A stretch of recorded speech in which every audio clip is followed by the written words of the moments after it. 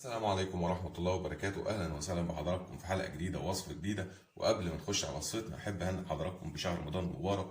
إحنا طبعا دلوقتي إن شاء الله في شهر شعبان وخلاص داخل علينا شهر رمضان، كل سنة وحضراتكم طيبين. هنخش بقى في موضوع الوصفة بتاعتنا النهاردة. هي وصفة سهلة وبسيطة ومش مكلفة خالص، هي وصفة الرنجة المشوية. طبعا الرنجة من الأكلات المحببة لنا جميعا يا جماعة، بس الطرق بتختلف. وطبعا النهارده هنقدم مع بعض إن شاء الله ألذ وأطعم طريقة للرنجة المشوية. ومكونات الوصفة بسيطة خالص زي ما حضراتكم شايفين. عبارة عن ليمونتين معصورين أو عصير ليمون زي ما حضراتكم شايفين، وكمان معانا ربع كوباية خل. لو من كوباية الشاي تبقى ربع كوباية خل وربع كوباية زيت. وكمان معانا طماطم وبصل عشان هنعمل طبق سلطة صغير كده بيتاكل جنب الرنجة طبعا بعد ما تستوي إن شاء الله. دلوقتي هنبتدي بقى نعمل السلطة بتاعتنا قبل ما نزفر الخشبه بتاعت البلانشا بتاعتنا. فهنبتدي دلوقتي نشوف هنعمل ايه. هنجيب الطماطمايه بالشكل اللي حضراتكم شايفينه ده، وهنبتدي نقسمها نصين، وهكذا هنقطعها بالشكل اللي حضراتكم شايفينه ده. طبعا الخضار هيبقى مغسول كويس جدا بالشكل اللي حضراتكم شايفينه. التقطيع هيبقى بالشكل ده، يعني قطع كبيره مش صغيره. هنجيب البصلايه هنقسمها نصين كده بالشكل ده، وهنقطعها زي ما قطعنا الطماطم برضو قطع كبيره بالشكل ده. وبكده نكون قطعنا الخضار بتاعنا. هنجيب الطبق بتاعنا الجميل ده وهنبتدي ننزل عليه بالخضار بتاعنا اللي احنا قطعناه بالشكل ده.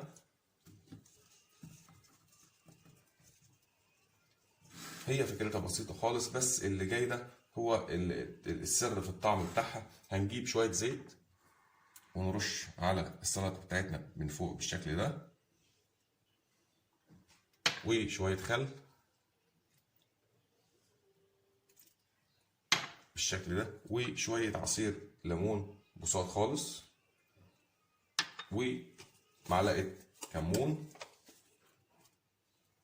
هنبتدي نرشها عليها بالشكل ده. وطبعا الملح حسب الرغبة. هنسيب بقى السلطة بتاعتنا على جنب كده لحد ما نخلص الرنجة بتاعتنا، وبعد كده هنديها تقليبة مع الملح ونقدمها ان شاء الله. دلوقتي اول خطوة معانا ان شاء الله يا جماعة، هنبتدي ان احنا نشوف ازاي بننضف الرنجة ونخليها من السفة بتاعها. فدلوقتي ان شاء الله هنجيب رنجاية زي ما حضراتكم شايفين كده بالشكل ده، وهنبتدي نفصل الراس بتاعتها بالشكل ده.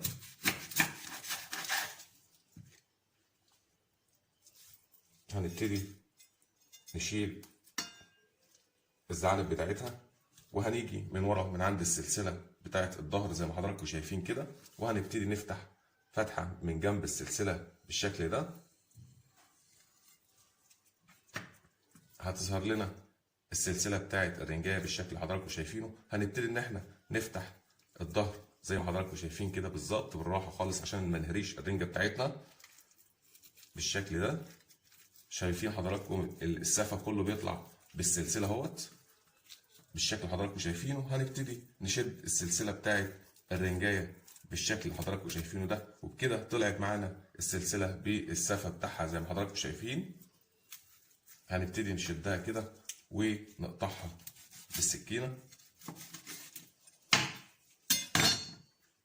ودلوقتي خلاص الرنجاية بتاعتنا انفتحت معانا. هنبتدي بقى بسم الله نشيل البطارخ بتاعتها كده.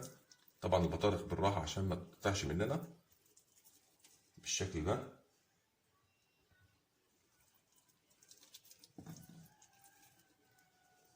نسحب البطارخ بالراحة بالشكل اللي حضراتكم شايفينه، وهنبتدي نفتح الرنجة بتاعتنا من النص بالشكل ده عشان ننضف البطن بتاعتها كده. خلاص الرنجايه بتاعتنا السقف بتاعها اتشال كله. هنبتدي ببطن السكينه كده نسحب الحاجات السمراء اللي هي في البطن ديت ونطلعها بالشكل ده. لو قابلتنا سفايه كبيره ولا حاجه يا جماعه نشيلها معانا عشان طبعا ما نحسش بيها واحنا بناكل.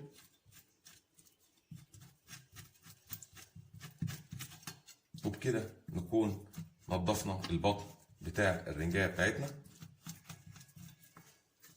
هنشيل بقى الزوايد بتاعتنا اللي ملهاش لازمه ديت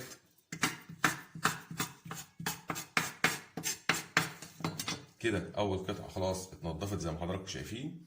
هنبتدي نجيب القطعه الثانيه هنبتدي برضو ببطن السكينة كده نسحب الحاجات اللي هي في البطن كده ببساطة وبالراحة خالص عشان ما نهريش الرنجة بتاعتنا بالشكل اللي حضراتكم شايفينه ده.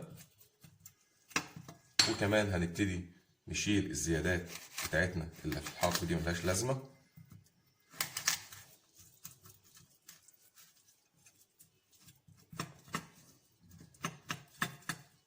وبكده طبعا كده تقريبا خلاص البطن بتاعتنا اتنضفت زي ما حضراتكم شايفين بالشكل ده. معانا الرنجة زي ما حضراتكم شايفينها كده نضيفة من غير سف ومن غير اي حاجة. لو حابين ناكلها كده مفيش مشكلة، هنبتدي نقدمها او نسلخها ونقطعها ونقدمها كسلطة. هنغسل بقى البلانشة بتاعتنا وارجع معاكم نشوف هنعمل ايه في باقي الرنجة اللي معانا. دلوقتي بعد ما نضفنا الرنجة زي ما حضراتكم شايفينها كده وشلنا منها السفة وخليناها وكمان معاها البطارخ، هنبتدي دلوقتي ان شاء الله نجيب صينيه زي ما حضراتكم شايفين كده.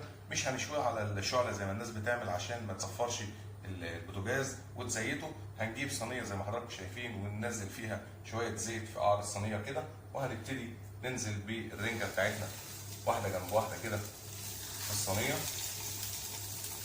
بالشكل اللي حضراتكم شايفينه ده.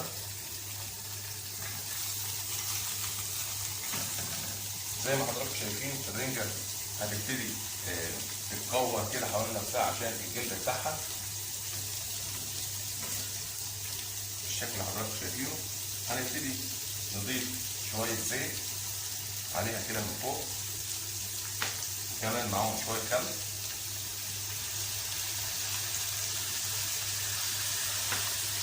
ونستنى لما نلاقي الرنجة بتتحول زي ما حضراتكم شايفين شكلها دلوقتي كده بالشكل ده، وهنبتدي نقلبها عشان تاخد الجنب التاني زي ما حضراتكم شايفين.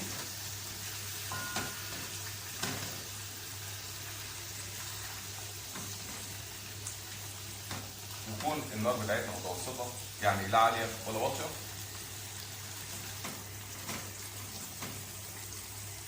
ننزل كمان واحدة.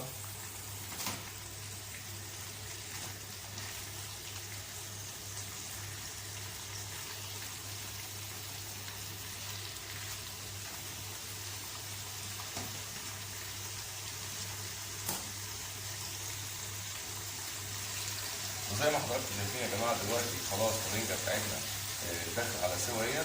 هنبتدي بقى نقطع القطع اللي هي استوت بالشكل ده.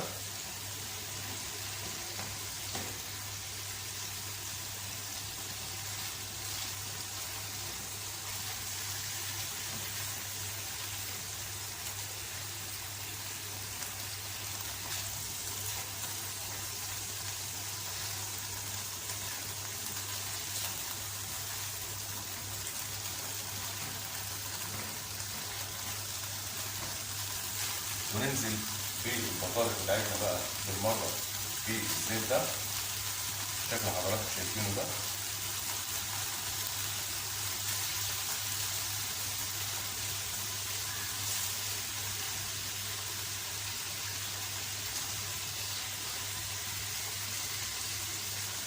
طبعا الطريقه دي يا جماعه من اسهل وابسط الطرق لشوي الرنجه، وطبعا ما بندخلش البوتاجاز بتاعنا يعني بيبقى حامل هم شوي الرنجه ويحمل هم البوتاجاز بقى والزفاره وكده. لا، الحله ديت او الصينيه ديت بتحافظ على البوتاجاز بتاعنا ما يتبهدلش. طبعا الزيت اللي احنا بننزله والخل على الرنجه وهي بتتشوي طبعا ديت خطوه مهمه جدا لازم تعملها عشان الرنجه بتاعتنا تشرب من الزيت والخل اللي احنا حطيناه. وطبعا نزلنا برده شويه زيت وشويه خل على البطارخ وهي زي ما حضراتكم شايفين كده. الصوص ده بيبقى متقطع من الرنجه نفسها اللي هو الصوص اللي اتشوى فيه الرنجه الزيت الخل زيت الرنجه نفسها بيبقى طعمه لذيذ جدا وتحفه بصراحه. هنبتدي نقلب البطارخ بتاعتنا بالشكل ده. طبعا هي البطاطا يا جماعه ما بتستحملش بس لازم نديها تقليبه على وش التاني عشان تستوي من الجنبين.